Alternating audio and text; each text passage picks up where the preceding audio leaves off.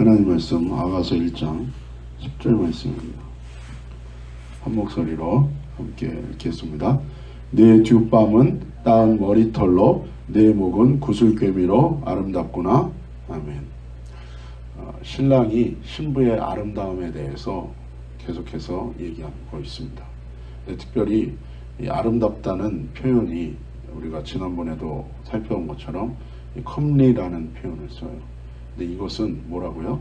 보기에 좋다는 것입니다. 말하는 자의 보기에 좋다는 거예요. 그냥 아름다운 게 아닙니다. 화려한 아름다움이 아니에요. 그냥 어떤 것으로 인하여 그냥 세속적인 어떤 아름다움이 아니라 하나님께서 보시기에 좋았더라. 창세기에 말씀하신 그대로 하나님의 백성을 바라보면서 하나님이 기뻐하시는 그 기뻐하심에서 나오는 하나님 보시기에 좋은 그 아름다움이에요. 그래서 특별히 그리고 여기에 한글 성경에는 내 뒷밤은 따은 머리털로 아름답다 그러는데 이게 원어의 의미로 보면은 장식물로 아름답다는 거예요. 장식물로. 그 자체, 이 뒷밤과 내 목, 이 자체도 아름답습니다.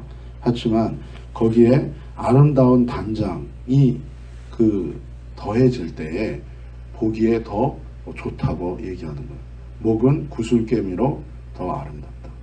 이 구슬꿰미라는 것은 또 원어로 보면 체인 오브 골드,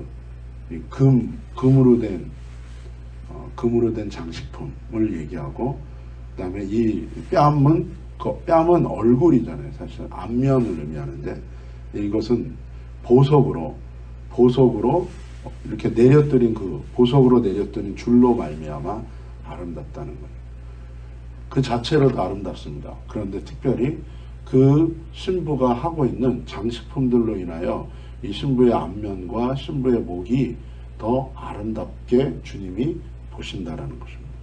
그렇다면 이 장식품은 무슨 의미가 있는가? 이 단장한다는 거, 장식한다는 것은 성경에서는 성도의 옳은 행실을 얘기합니다. 옷을 입는다 그러죠. 그것은 성도의 옳은 행실로 옷을 입는다는 표현을 해요. 그래서 베드로전서 3장 2절에서 4절에도 보면 너희의 두려워하며 정결한 행위를 봄이라. 너희 단장은 머리를 꾸미고 금을 차고 아름다운 옷을 입는 외모로 하는 게 아니라 오직 마음에 숨은 사람, 속사람을 온유하고 안정한 심령에 썩지 아니할 것으로 알아. 이는 하나님 앞에 값진 것이다. 하나님 보시기에 귀하고 하나님 보시기에 아름다운 거예요. 뭐가요? 두려워하며 정결한 행위. 되는 대로 자기 정욕을 따라 자기 감정대로 자기 의지대로 자기 혼과 정욕대로 사는 것이 아니라 하나님 앞에 하나님을 구하고 하나님의 말씀대로 순종하며 거룩하며 구별된 삶을 사는 것. 그 속사람이 온유하다는 게 뭐예요? 자기의 뜻이 아니라 고집이 아니라 하나님의 뜻 앞에 자신을 내려놓는 것입니다. 안정한 심령, 이리저리 요동하는 자가 아니라 오직 주만 바라보며 그 중심이 하나님 앞에 구별되고 정결한 사람이에요. 썩지 아니할 것이죠. 썩어질 세상의 것이 아니라 영원한 주님의 나라를 위하여 구별된 삶을 사는 것을 의미해요.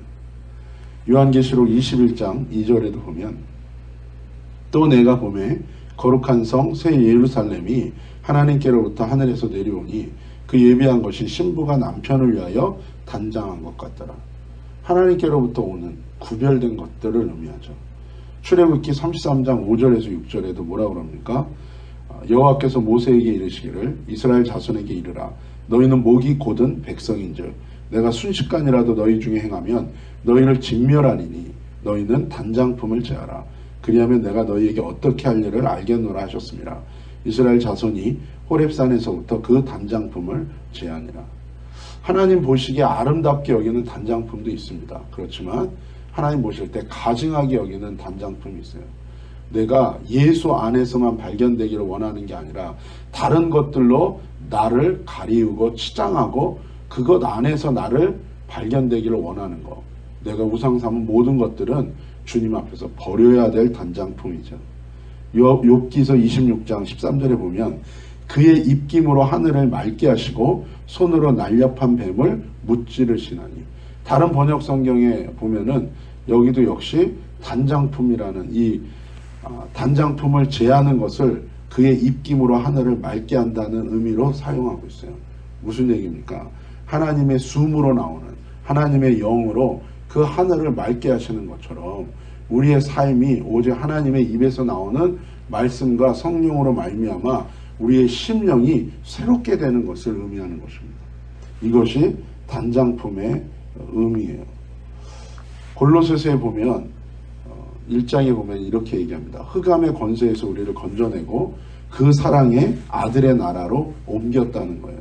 그 아들 안에서 우리가 구속 곧 죄사함을 얻었다는 거고, 그 다음에 하나님을 위하여 창조되었고 모든 것이 다 그 안에 함께 있다라고 얘기하고, 그리고 교회를 얘기해요. 몸된 교회를 세우셔서 하나님께서 죽은 자들 가운데서 먼저 나신 예수 그리스도를 통해서 친히 만물의 으뜸이 되게 하시고 모든 충만으로 예수 안에 거하게 함으로 십자가의 피로 화평을 이루고 만물 곧 땅에 있는 것들이나 하늘에 있는 것들 그로 말미암아 자기와 화목게 되기를 기뻐하신다는 거예요. 전에 악한 행실로 멀리 떠나 하나님께 마음으로 원수되었던 너희를 이제 예수 그리스도의 육체의 죽음으로 말미암아 화목하게 하사 너희를 거룩하고 흠없고 책망할 것이 없는 자로 그 앞에 세우고자 하셨다는 거예요. 그래서 이렇게 되기를 원한다면 너희가 믿음에 거하고 터 위에 굳게 서서, 터라는 게 뭐예요? 말씀의 터죠. 너희의 들은 바 복음의 소망에서 흔들리지 아니하면 계속해서 믿음을 지키고 그 믿음대로 너희가 순종하며 나아간다면 너희가 그렇게 거룩하고 흠없고 책망할 것이 없는 자로 하나님 앞에 기뻐하는 자로 세워질 거라는 거예요.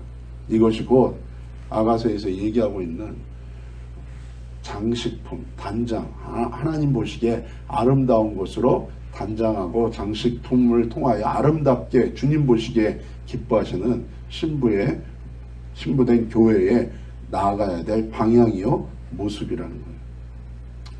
바울은 얘기합니다. 이 복음은 천하 만민에게 전파된 자요 나 바울은 이 복음의 일꾼이 되었다는 거예요. 이게 복음으로 가능한 거예요. 단순히 복음의 내용을 파악하는 것이 아니라 그 복음의 내용을 따라 결단하고 회개하고 순종하며 살아가는 자의 삶을 통하여 하나님이 이렇게 역사하실 거라는 거예요. 사도 바울은 그렇게 얘기합니다. 너희를 위하여 받는 괴로움을 내가 기뻐하고 그리스도의 남은 고난을 그의 몸된 교회를 위하여 내 육체에 채우노라. 이것을 위해서 자기가 주님 앞에 주의 몸된 교회의 일꾼으로 섬기고 있다는 것을 얘기하는 거예요. 이 모든 것은 하나님의 말씀을 이루려 함이라 라고 얘기하고 뒤에 내려와서 우리가 그를 전파하여 각 사람을 권하고 모든 지혜로 각 사람을 가르침은 각 사람을 그리스도 안에서 완전한 자로 세우려 함이니. 이게 출애굽기에 가면 뭐예요? 나는 너희 하나님이 되고 너희는 내 백성이 될 것이다. 그리고 내가 거룩하니 너희도 거룩하라 라고 말씀하신 거예요. 사도 바울은 마지막에 이렇게 얘기합니다. 이를 위하여 나도 내 속에서 능력으로 역사하시는 이의 역사를 따라 힘을 다하여 수고하노라. 주의 몸된 교회, 주님의 신부된 교회가 나아가야 될 방향은 무엇입니까? 그리스도 안에서 완전한 자로 세워지는 거예요. 정결한 신부로 세워지는 것이고 다른 것으로 단장하지 아니하고 오직 복음의 말씀 앞에서 회개하고 순종함으로 자신의 삶의 성령의 역사로 말미암아 주님의 뜻이 이루어지고 말씀이 이루어지고 하나님의 거룩한 구별된 자로 세워져 가는 것. 또한 주의 몸된 교회는 이것을 위하여 모든 것을 쏟아붓고 이것을 향하여 나아가야 되는 것입니다. 오늘 하루도 저와 여러분이 그렇게 주님의 신부로 단장되어지고 아름답게 세워지는 귀한 하루가 되시기를 예수님의 이름으로 축복합니다. 기도하시겠습니다. 하나님 아버지 감사합니다. 하나님 우리가 세상의 것으로 이리저리 아버지 안에 화려하고 요란하고 아버지 하나님 음란하게 아버지 하나님 화려하게 아버지 그렇게 우리의 우상들로 이리저리 휘감아 있는 그런 자들이 아니라 오직 주님의 말씀에 복음에 회개하고 순종하고 오늘도 그 복음 안에서 예수 안에서 세워져 가므로 주님 보시기에 아름다운 신부로 준비되게 하시고 이 교회가 그러한 신부들을 세우는 것을 위하여 온전히 헌신되게 하여 주옵소서. 예수님의 이름으로 감사하며 기도 올리옵나이다. 아멘.